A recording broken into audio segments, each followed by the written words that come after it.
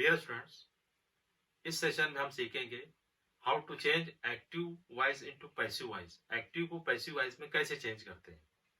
पहले हम एक एग्जांपल हल कर कर देखते हैं, then we can find out what is the difference between active voice and passive voice, उसमें क्या फर्क होता है। अब देखिए, आसान आसान एग्जांपल के जरिए मैं आपको बताने की कोशिश करूंगा कि किस तरीके से हम एक्टिव वॉइस को पैसिव वॉइस में चेंज कर सकते हैं। आपको सिर्फ वो स्टेप्स जो याद रखनी है। तो अगर आप स्टेप्स जहन नशीन कर ले, समझ ले, तो आप किसी भी तरह के एग्जांपल आसानी से हल कर सकते हैं। फॉर एग्जांपल देखिए, हम छोटे छोटे सेंटेंस लिखते हैं। ही कॉल्ड मी एक सेंटेंस है, और इस तरीके से सेंटेंस दिया रहता है, हिदायत देती है चेंज इनटू पैसिव वॉइस। दिए हुए सेंटेंस को हमें पैसिव वॉइस में चेंज करना है। तो देखिए, कोई भी एग्जांपल जब हमको एक्टिव से पैसिव में हल करनी है किसी सेंटेंस को, तो सबसे पहले आप क्या करें कि दिए हुए सेंटेंस में वर्ब फाइंड आउट कर लें कि दिए हुए जुमले में वर्ब क्या है। अब ये जो सेंटेंस है ही कॉल्ड मी, इसमें वर्ब क्या है? कॉल्ड। तो आप उसको अंडरलाइन कीजिए कि कॉल्ड इसमें जो है वर्ब है। अब वर्ब के बाद का जो हिस्सा है, जिसे हम ऑब्जेक्ट भी कह सकते हैं, उसको हम जुमले के शुरू में लिख देंगे। अब यहाँ पर कॉल्ड के बाद जो ऑब्जेक्ट है वो है मी, है ना। सब्जेक्ट वर्ब ऑब्जेक्ट, जुमले के तीन पार्ट होते हैं। सब्जेक्ट यानी जो काम कर रहा हो, ऑब्जेक्ट जिस पर काम हो रहा हो, और वर्ब जो काम हो रहा हो, एक्शन। तो ऑब्जेक्ट यहाँ पर मी है, लेकिन अब उसको हम जुमले के शुरू में लिख रहे हैं तो उसका सब्जेक्टिव फॉर्म लिखेंगे। तो मी का सब्जेक्टिव फॉर्म हो जाएगा आई। तो पहले हम लिखेंगे आई, उसके बाद हेल्पिंग वर्ब यूज करते हैं। हेल्पिंग वर्ब यूज करने के लिए हम दो चीज देखते हैं। एक तो दिए हुए सेंटेंस का टेंस देखेंगे, दूसरा सब्जेक्ट देखेंगे क्या है। तो पहले हम टेंस देखेंगे। अब टेंस देखने के लिए भी दो चीजें देखी जाती है। दिए हुए जुमले में वर्ब देखना है और हेल्पिंग वर्ब देखना है। अब आई कॉल्ड में, इसमें हेल्पिंग वर्ब नहीं है, तो वर्ब है। वर्ब क्या है? कॉल्ड।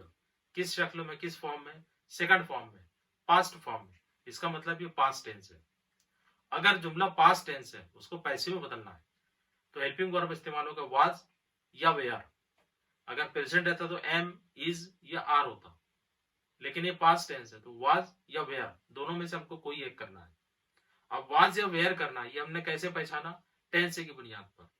लेकिन दोनों में से हमें कोई एक करना है, तो हम कैसे डिसाइड करेंगे? अब हमको देखना है कि सब्जेक्ट क्या है।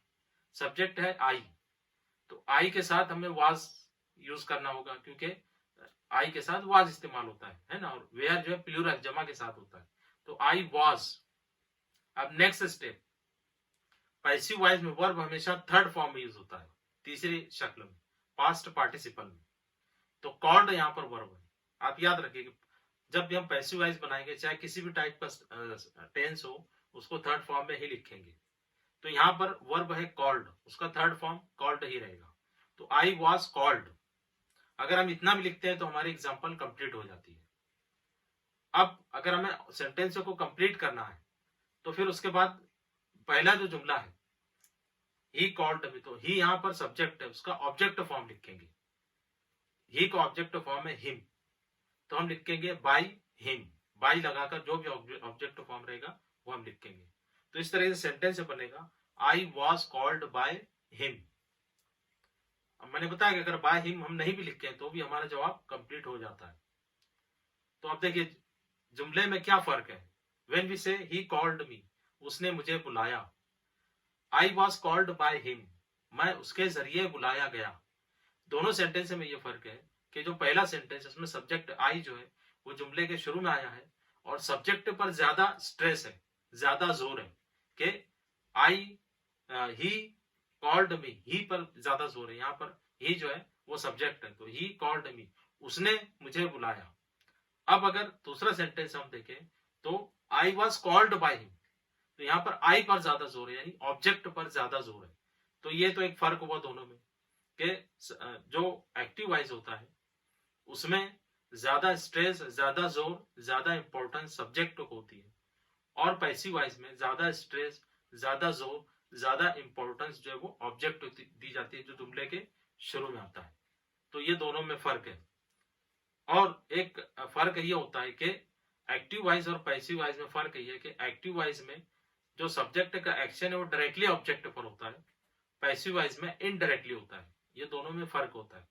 अब देखिए दोनों की मीनिंग जो सेम है, जुमले के मानी सेम हो रहे हैं, जुमले के मानी में कोई फर्क नहीं है, सिर्फ कहने का अंदाज बदल रहा है कि ही कॉल्ड मी, उसने मुझे बुलाया, I was called by him, मैं उसके जरिए बुलाया गया, इस तरीके से।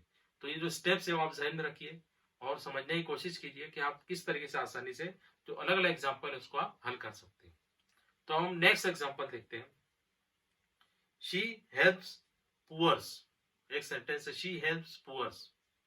अब यहाँ पर एक इंपॉर्टेंट चीज हम समझेंगे कि जैसे स्टेप से पहले आप याद रखिए जो मैंने इससे बताया, पहले आपको बताया, सबसे पहले हम क्या करेंगे, वर्ब फाइंड आउट करेंगे। वर्ब क्या है, हेल्प। उसके बाद का हिस्सा पहले लिखेंगे, वो क्या है, पुअर्स। अब देखिए यहाँ पर नाउन आया है, इससे पहले प्रोनाउन आया था, तो मैंने बताया उसको आप चेंज कर देंगे, आई जो मी में चेंज हो जाएगा, ही हिम में चेंज हो जाएगा। लेकिन अगर नाउन दिया हुआ है तो उसको वैसे ही लिखना है, उसमें हमें कोई चेंज नहीं करना है। तो हम पहले लिखेंगे पुअर्स, ये पहली स्टेप हुई। नेक्स्ट हम इसमें हेल्पिंग वर्ब यूज करेंगे according to the tense and subject. अब टेंस पहचानने के लिए हम देखेंगे कि जुमले में जो हेल्पिंग वर्ब यूज हुआ है क्या, इस सेंटेंस में हेल्पिंग वर्ब इस्तेमाल नहीं हुआ है, शी हेल्प्स पुअर्स। तो फिर वर्ब देखेंगे, वर्ब क्या, हेल्प, कौन सी शक्ल में, फर्स्ट फॉर्म, इसका मतलब प्रेजेंट टेंस है। तो अगर प्रेजेंट टेंस है तो हम हेल्पिंग वर्ब यूज करेंगे एम, इज या आर। अब एम, इज या आर में से कोई एक करना है, किस बुनियाद पर करेंगे, सब्जेक्ट की बुनियाद पर। अब सब्जेक्ट यहाँ पर क्या है, पुअर्स, जमा में, तो यहाँ पर कौन सा हेल्पिंग वर्ब इस्तेमाल होगा, इस्तेमाल होगा आर, पुअर्स आर। अब हमको वर्ब यूज करना, मैंने इससे पहले आपको बताया कि वर्ब पैसिव वॉइस में हमेशा कौन सी शक्ल में इस्तेमाल होगा, थर्ड फॉर्म में। तो हेल्प्स का थर्ड फॉर्म हो जाएगा हेल्प्ड, ईडी लग जाएगा। Poors are help by her, है ना, बाय हर अगर नहीं लगाए तो जुमला कंप्लीट है, लेकिन आपको लगाने तो हम लिखेंगे by her. She helps poors, वो गरीबों की मदद करती है। Poors are help by her, गरीब उसके जरिए मदद किए जाते हैं। इस तरीके से सेंटेंस बनेगा। अब अदर एग्जांपल हम देखते हैं। इंडिया वोन द मैच, है ना, सिंपल सेंटेंस है, इंडिया वोन द मैच। पहले वर्ब देखेंगे, वर्ब क्या है, वोन।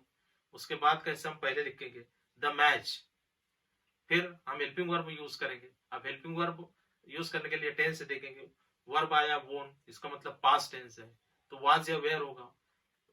इंडिया सिंगुलर है, वाज होगा, इंडिया सॉरी द मैच जो है वो पहले हम लिखेंगे जुमले के शुरू में द मैच, फिर हम देखेंगे कि पास्ट टेंस इसलिए से द मैच जो सिंगुलर है वाज इस्तेमाल हो, द मैच वाज वोन बाय इंडिया। इस तरीके से एग्जांपल हल होगी। अब देखिए अगर अदर जो टाइप के टेंसेस हैं वो अगर यूज होते हैं हम उसको कैसे चेंज कर सकते हैं। जैसे फॉर एग्जांपल सेंटेंस है राहुल हैज कंप्लीटेड असाइनमेंट, एक सेंटेंस है राहुल हैज कंप्लीटेड असाइनमेंट। अब यहाँ पर हम देखेंगे वर्ब है कंप्लीटेड, उसके बाद लिखेंगे, उसके बाद कैसे हम पहले लिखेंगे जो कि ऑब्जेक्ट है असाइनमेंट। अब हेल्पिंग वर्ब ऑलरेडी इसमें आया है, वो क्या है, हैज, यानी ये प्रेजेंट परफेक्ट टेंस है, तो उसके मुताबिक हम हेल्पिंग वर्ब यूज करेंगे। तो असाइनमेंट के साथ भी इस्तेमाल होगा has. Rahul has completed assignment, assignment has. अब जैसे हमने देखा कि वर्ब का थर्ड फॉर्म होता है, यहाँ पर भी होगा कंप्लीटेड, कंप्लीटेड। फर्क ये रहेगा कि अगर सेंटेंस में हैव, हैज, हैड आया है यानी परफेक्ट टेंस है, तो हैज जो भी है वहां पर हेल्पिंग वर्ब रहेगा हैज, हैव या हैड, और उसके बाद जो वर्ब रहेगा उसके बीच में हम बीन यूज करेंगे, BEEN। तो इस तरीके से जो सेंटेंस जो रहेगा वो बनेगा कि assignment has been completed by Rahul, है ना। तो ये परफेक्ट टेंस है, तो परफेक्ट टेंस में याद रखिए हैव, हैज या हैड आ रहा है, उसके बाद वर्ब थर्ड फॉर्म में ही आएगा जैसे इससे पहले हमने देखा, लेकिन दोनों के दरमियान बीन ऐड किया जाएगा, बीन का इस्तेमाल होगा। जैसे अदर एग्जांपल है teacher has given some examples, teacher has given some examples. अब इसमें हम देखें कि वर्ब क्या है, गिवन। अब उसके बाद सम एग्जांपल्स, उसको हम पहले लिखेंगे सम एग्जांपल्स। अब देखिए सेंटेंस में आया है हैज, लेकिन यहाँ पर हम हैज यूज नहीं करेंगे, हम करेंगे इस्तेमाल हैव, क्योंकि एग्जांपल्स जमा में, इसलिए यहाँ पर आएगा हैव, एग्जांपल्स हैव। फिर उसके बाद हम यूज करेंगे बीन, जैसे इससे पहले सेंटेंस में किया, परफेक्ट में बीन इस्तेमाल होता है। Examples have been given, third form इस्तेमाल हो गिवन बाय टीचर। इस तरीके से ये एग्जांपल हल होगी। देन अदर एग्जांपल हम देखते हैं कि he had broken all records, एक सेंटेंस है he had broken all records, verb रहेगा, पहले वर्ब फाइंड आउट करेंगे विच इज ब्रोकन, उसके बाद का हिस्सा पहले लिखेंगे ऑल रिकॉर्ड्स।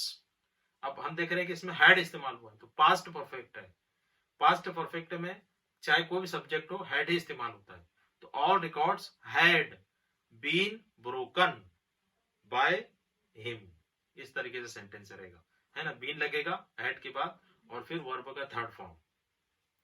अब अगर दूसरे टाइप का अगर टेंस है, जैसे for example we are learning English, है ना, अब यहां पर हम देख रहे हैं कि वर्ब में जो आईएनजी लगा हुआ है कैसे हल करेंगे, और वर्ब क्या है लर्न, उसके बाद का हिस्सा पहले लिखेंगे, इंग्लिश पहले लिखेंगे, इंग्लिश।